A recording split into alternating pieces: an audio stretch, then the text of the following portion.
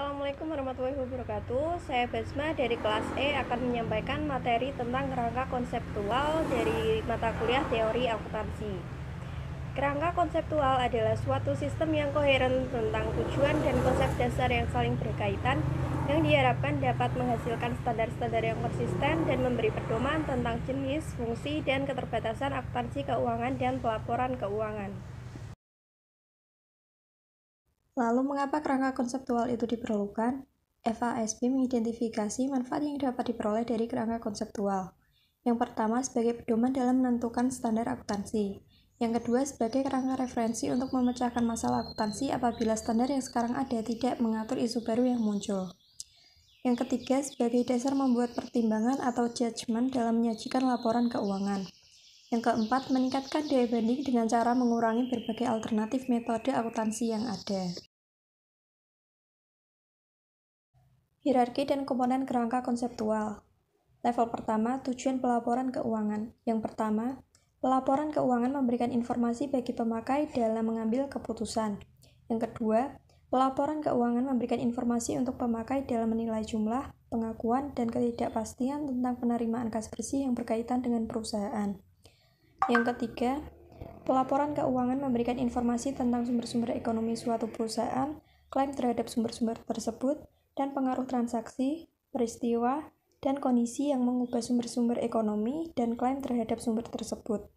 Yang keempat, pelaporan keuangan menyediakan informasi tentang hasil usaha atau performa keuangan perusahaan selama satu periode. Pada level kedua, yaitu karakteristik kualitatif dan elemen laporan keuangan. Karakteristik kualitatif dari informasi yang pertama, relevan, yang kedua, keandalan, yang ketiga, daya banding dan konsistensi, yang keempat, pertimbangan cost-benefit, dan yang kelima, materialitas. Elemen laporan keuangan ini terdiri dari yang pertama, aktiva, yang kedua, hutang, yang ketiga, ekuitas, yang keempat, investasi oleh pemilik, yang kelima, distribusi pada pemilik, yang keenam, laba komprehensif, yang ketujuh, pendapatan, yang kedelapan, biaya, yang ke-9 keuntungan, dan yang ke-10 kerugian.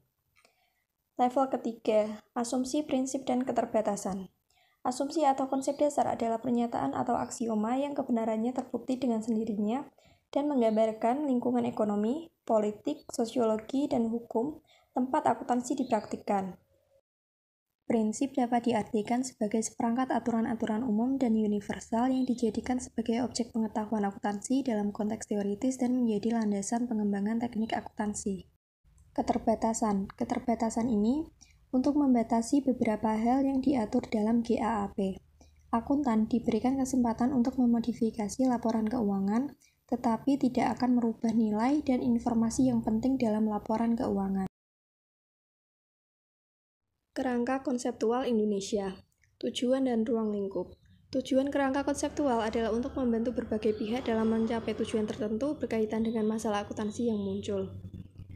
Kerangka konseptual berisi pembahasan terhadap hal-hal yang berkaitan dengan yang pertama, tujuan laporan keuangan, yang kedua, karakteristik kualitatif yang menentukan manfaat informasi yang disajikan dalam laporan keuangan, yang ketiga, definisi, pengakuan, dan pengukuran elemen-elemen yang membentuk laporan keuangan, yang keempat, konsep modal serta pemeliharaan modal. Tujuan dan pemakai laporan keuangan. Menurut IAI, tujuan laporan keuangan adalah untuk menyediakan informasi yang berkaitan dengan posisi keuangan, prestasi atau hasil usaha perusahaan, serta perubahan posisi keuangan suatu perusahaan yang bermanfaat bagi pemakai dalam pengambilan keputusan ekonomi.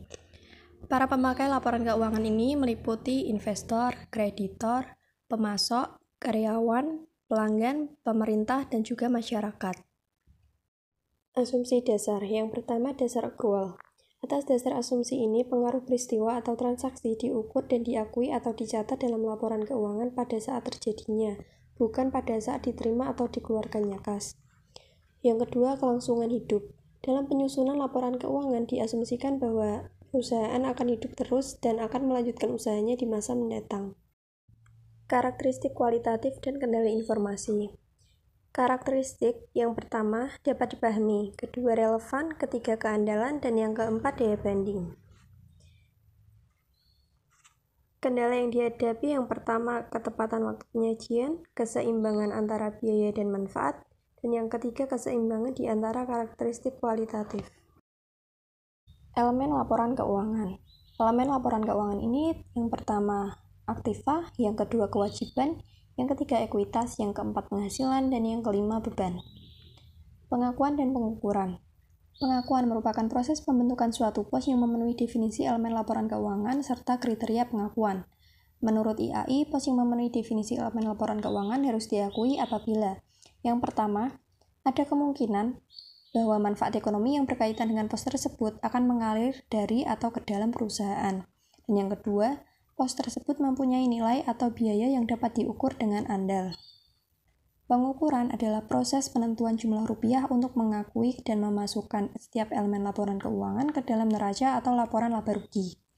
Dasar pengukuran ini ada 4. Yang pertama, biaya historis, yang kedua biaya terkini, yang ketiga nilai realisasi atau penyelesaian, dan yang keempat nilai sekarang. Kritik terhadap kerangka konseptual. Yang pertama, pendekatan ilmiah. Kerangka konseptual seharusnya merupakan pendekatan ilmiah atau saintifik yang didasarkan pada metode-metode yang umumnya digunakan dalam penelitian ilmiah. Yang kedua, nilai profesional. Dipusatkan pada pemilihan tindakan yang dianggap paling baik berdasarkan nilai-nilai profesional dalam menentukan berbagai aturan. Sekian dari saya, semoga bermanfaat dan mohon maaf apabila ada kekurangan. Wassalamualaikum warahmatullahi wabarakatuh.